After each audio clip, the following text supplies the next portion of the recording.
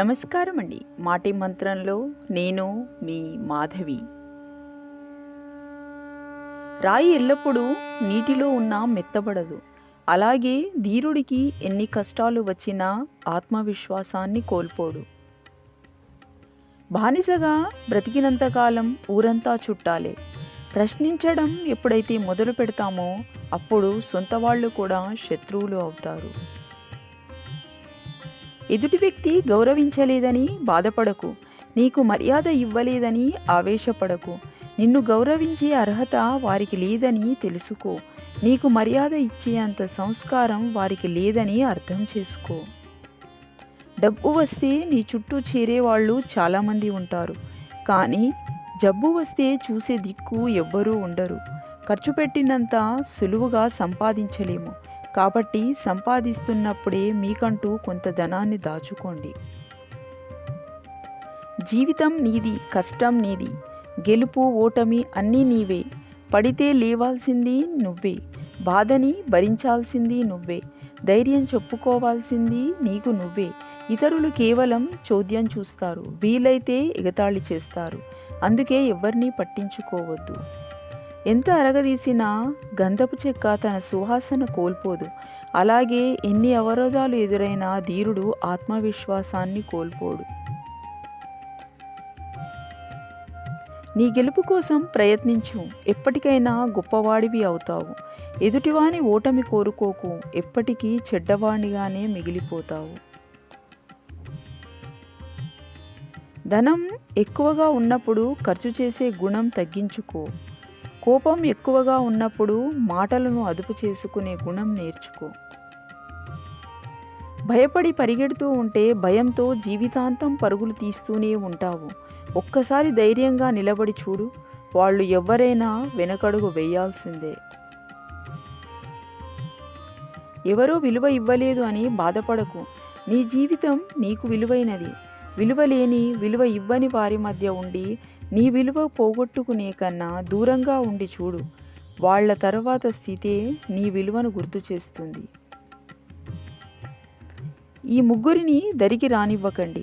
1 మనకు విలువ ఇవ్వని వారిని, 2 మనల్ని చూసి ఈర్ష్యపడే వారిని, 3 మనల్ని అర్థం చేసుకోకుండా మన గురించి ఇతరులకు చెడుగా చెప్పేవారిని. మంచి విత్తనం మహావృక్షంగా ఎదిగినట్లు మనం చేసే చిన్న మంచి పనైనా ఒక్కోసారి ఎందరికో ఉపయోగపడుతుంది.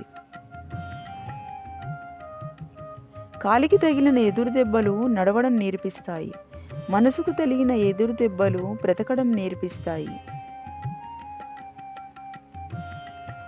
జ్ఞాపకాలు కత్తి కంటే ప్రమాదకరం. కత్తి ఒక్కసారి చంపుతుంది, కానీ జ్ఞాపకాలు ప్రతి క్షణం గుచ్చి గుచ్చి చంపుతాయి. నీకున్న అందమైన రూపం కేవలం ఎదుటివారి కళ్ళను మాత్రమే దోచుకుంటుంది. అందమైన వ్యక్తిత్వమే నీదైతే అది నీ చుట్టూ ఉన్నవారి మనసుని కూడా దోచుకుంటుంది. లైఫ్ మనల్ని సెట్ చేయదు, మనమే లైఫ్ని సెట్ చేసుకోవాలి.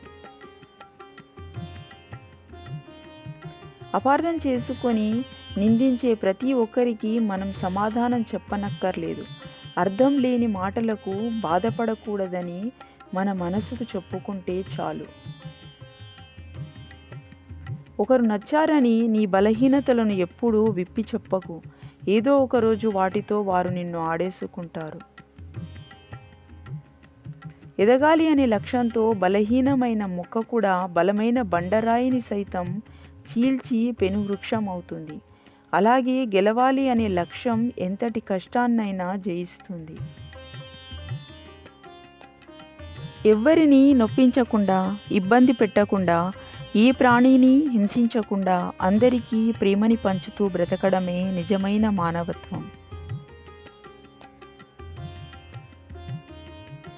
మన పొగరు డబ్బును చూసో లేక మన వెనక ఉన్న బలగాన్ని చూసో కాదు, మన ఆత్మాభిమానానికి గుర్తు అది. మన తప్పు లేకుండా ఎవ్వరికీ తల వంచవద్దు. మూర్ఖులతో అస్సలు మాట్లాడవద్దు. భార్యకి సేవ చేస్తున్నామంటే బానిసలా బతుకుతున్నామని కాదు, బంధానికి విలువ ఇస్తున్నాం అని అర్థం.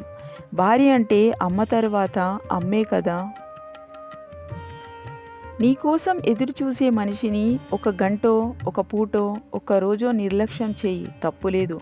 కానీ ప్రతిరోజు అలాగే నిర్లక్ష్యం చేస్తూ పోతే ఏదో ఒక రోజు నువ్వు కావాలని పిలిచినా పలకనంత దూరానికి వెళ్ళిపోతారు అని గుర్తుంచుకో.